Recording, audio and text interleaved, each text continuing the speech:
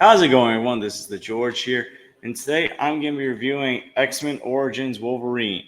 With Deadpool 3 coming out in a few weeks, I figure now's the time to review Wolverine and Deadpool movies. I wanted to review all the X-Men movies, but I didn't get a chance to review them in time for Deadpool and Wolverine.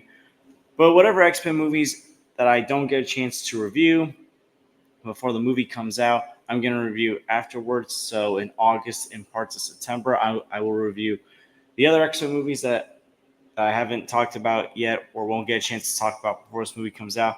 But before Deadpool and Wolverine come out, I want to review X Men Origins Wolverine, the Wolverine, Deadpool, Logan, and Deadpool 2, because those are the title characters that are going to be appearing in the upcoming Deadpool and Wolverine.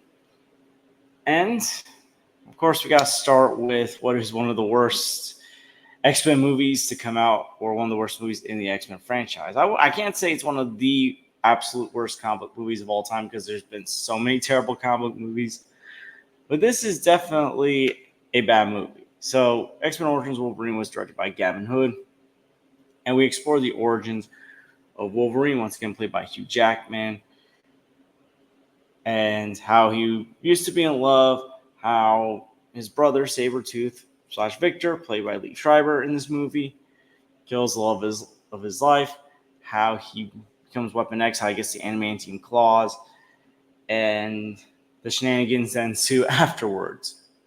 So this movie came out in 2009, and 2009 is infamous for a year of many anticipated movies not turning out good because there was a writer's strike that had affected many movies. But this movie wasn't just affected by a writer's strike. I think that's like a minimum problem compared to the other problems that this movie had.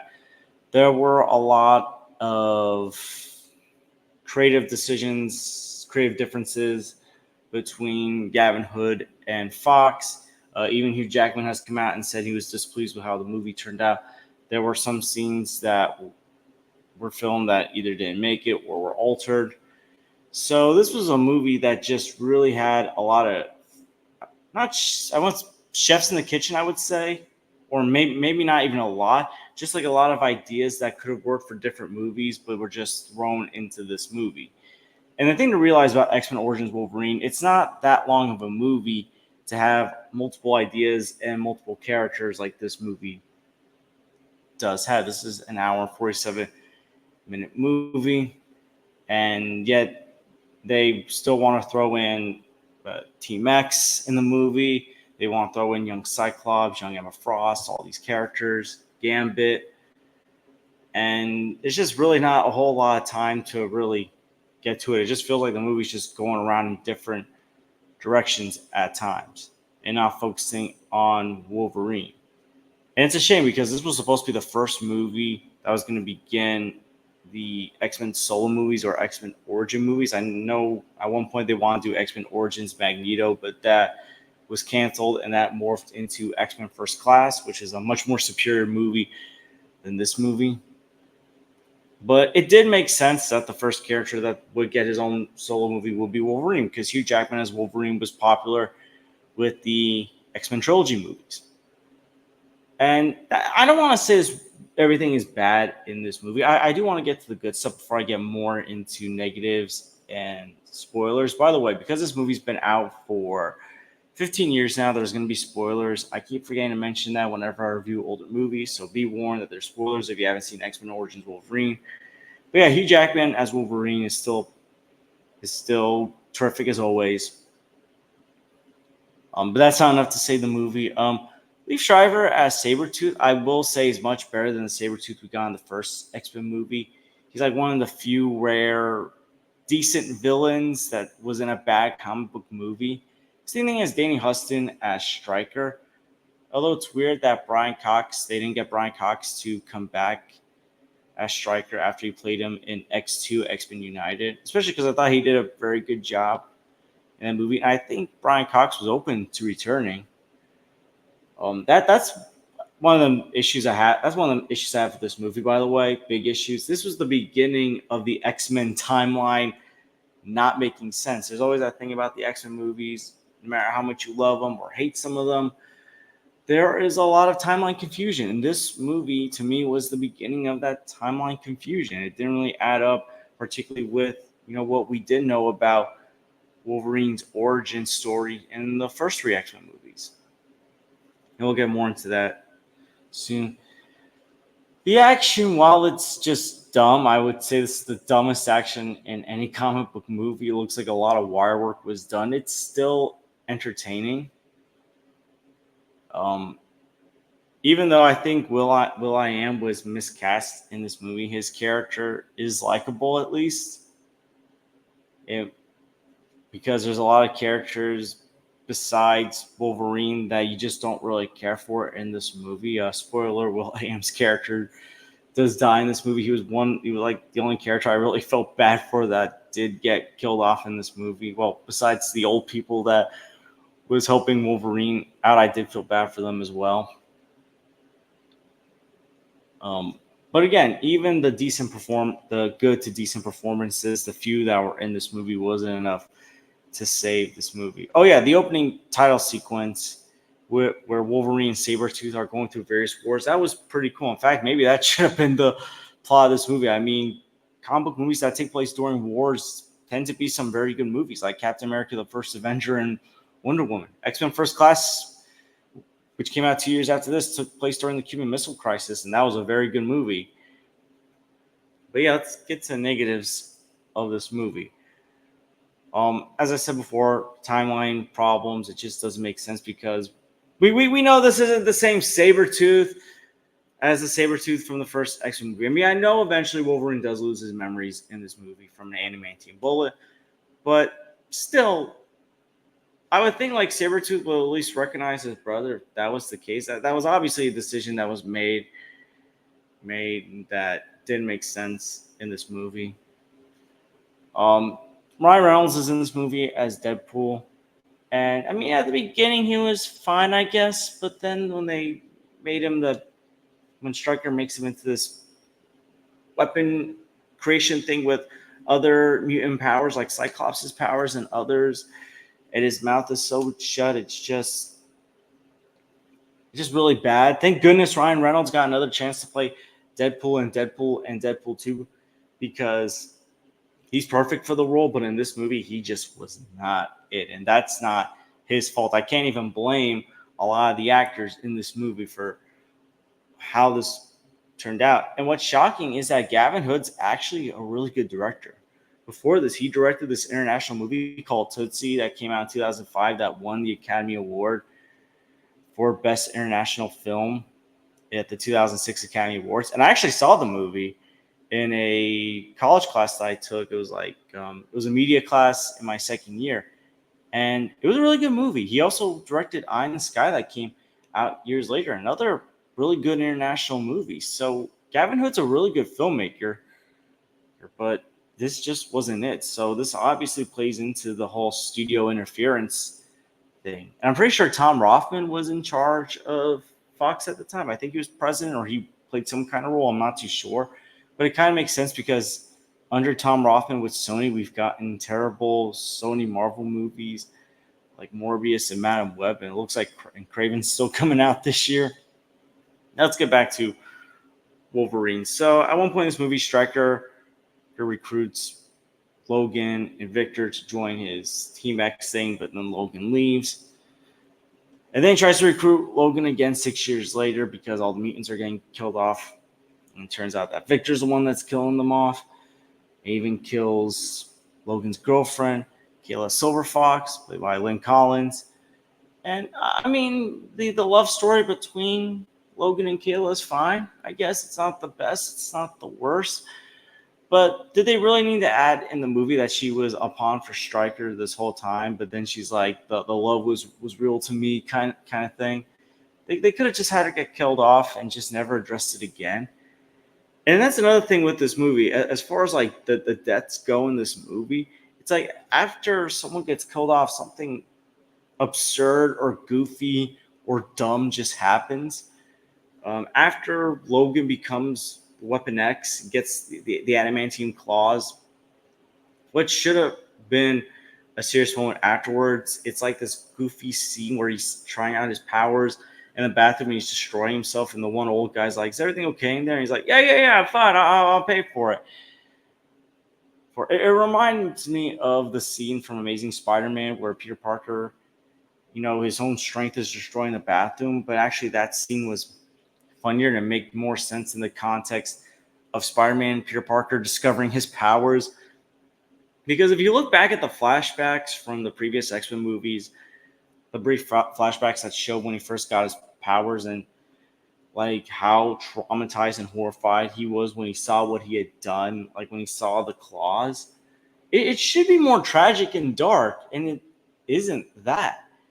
Also, he told Rogue that whenever he uses claws, they hurt every time in the first X-Men movie. And yet, here he is, just like, casually, his claws are casually coming out. It's like the second time the claws come out and just, testing him out, destroying stuff. And before that, when he escapes Stryker's lair, it becomes a goofy scene when he's naked running into the old people's barn. Then the old people get tragically killed, and we get this Bad Boys, like 90s, early 2000s action scene that just comes across as cringe and dumb, I would say. Oh my goodness. That was not a smart scene for him to do. Then there's the scene with the Blob, played by Kevin Durand. And I remember this scene even before I saw X-Men Origins Wolverine from the trailers, where he's like, "Hey, Bub," and he's like, "Did you just call me Blob?" And he attacks Logan. Like, the attempts of humor in this movie are the cringiest. We all make fun of how MCU humor does not age well. How sometimes it's very cringe or it's poorly executed.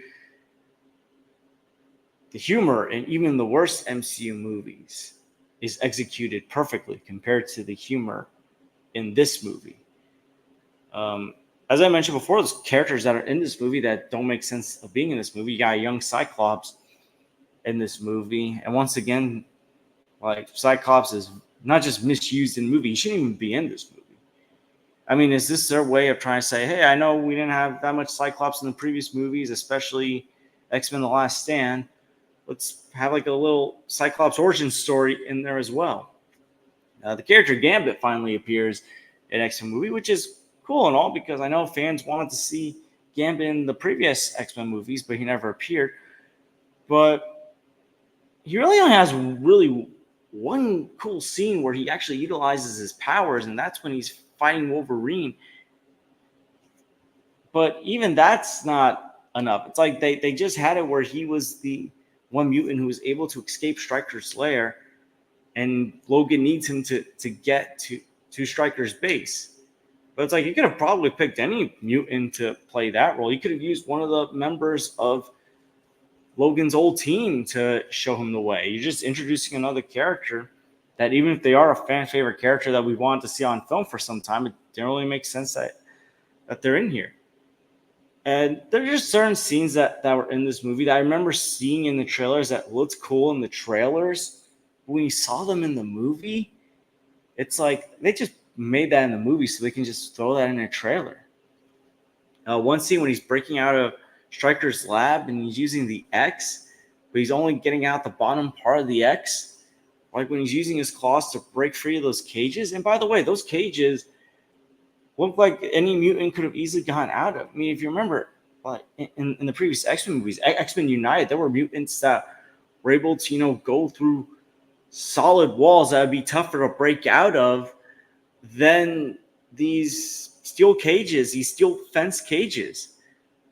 The Deadpool action sequence with Wolverine and then Sabretooth, I mean, it looked cool, but it comes across as, them trying to make a live action anime action sequence that, it doesn't really make sense. And that's another thing I want to get into. The Logan Sabretooth relation in this movie. They're trying to go for that, brothers against each other kind of vibe.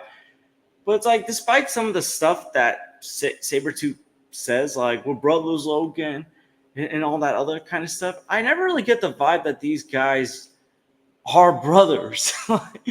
Like, if there was, like, more of a brotherly vibe that turns and we saw the relationship turned tense to the point where they are killing one another. If that was just executed better, I think the brothers storyline could have been better. But I just felt like it wasn't executed well. A lot of good ideas in this movie were not executed well. And with the amount of characters in this movie, we complain about, Spider-Man 3, Amazing Spider-Man 2 having a ton of characters that didn't need to be in the movie. Even another prequel that's a perfect example, Star Wars The Phantom Menace. At least those movies had a long enough runtime to at least justify how much screen time certain characters had. This movie's less than 2 hours, and there's just all these characters don't make sense of having. And look, there's been X-Men movies that have been less than 2 hours long. There's been solo X-Men movies been less than 2 hours long. But I felt like those movies knew how to at least find a way to balance out the other characters. Like the first X-Men movie. I mean, yeah, I would have loved to have seen more of Cyclops and Jean and Storm in those movies, but I still feel like other characters were still balanced out pretty well, like Magneto, Professor X, Rogue, Wolverine. In here, in what should have probably been just an X-Men movie, you have all these other characters that don't really need to be in there that are here. I mean, Patrick Stewart, like at the end of the movie, appears as Professor X to help get the mutants off the island. It's just, why? Not everything has to tie into the other X-Men movies. Just focus on Wolverine's tragic origin story. And they couldn't even do that. Even when he's escaping Stryker's lab, it could have been a lot more, violent and action-packed, but it just isn't. It's very anticlimactic. There's a lot of anticlimactic stuff that's in this movie. What should have been an emotional roller coaster of a movie never gets those emotional vibes. Thank goodness James Mangold with, not just Logan, but even the Wolverine got the tone right. And it's mind-boggling to me that at one point on IMDb, which is more fan-based, this movie's score was only like 1 or 2 or 0.1 or 0.2 points less than the Wolverines. Now, the Wolverine's not a perfect movie. That movie's got its issues as well, but I still consider that a good movie. Most of the problems I have with that movie come within, the final fight, and I'll get into that when I review the Wolverine. But this movie, in comparison to the Wolverine is 1,000 steps above this movie. And I know some people try to say, no, it's a good movie because Hugh Jackman's in it as Wolverine. But listen, our favorite movie versions of characters are capable of being in bad movies as well. Hugh Jackman as Wolverine, as much as we love that portrayal, even if we loved his performance in this movie, he was in a bad movie. And this happened to be the bad movie. I mean, he was also in X-Men The Last Stand. But like even X-Men The Last Stand, I feel like is a way better movie. That movie has its own problems, and when I eventually review that movie, I'll get into it. But this movie this is one of the most disappointing comic book movies of all time. And it's a reminder that the year 2009, while it had some good movies, was a disappointing year for movies. And the claws. Before I forget, the special effects in this movie. The claws in this movie look horrible. The claws in the previous X-Men movies look a lot better. The special effects in other comic book movies that came out before this look way better. This movie was just a mess. Outside of a couple of performances that were very good, including Hugh Jackman as Wolverine, X-Men Origins Wolverine is one of the worst X-Men movies to come out. And I'm going to give this movie a D. I was going to give it a C-, but the more I think about it, especially because I rewatched this movie yesterday, the more I was just left furious because this movie had so much potential, and it is probably the biggest mess of a movie that's less than 2 hours. I mean, there's been movies that are longer that are messes, like The Amazing Spider-Man 2, but at least it's long enough where some of the mess gets enough screen time. Here, it was just What were they thinking? They should have just delayed this movie to get more time to flesh stuff out, but obviously they didn't. But yeah, X-Men Origins Wolverine. This movie gets a D.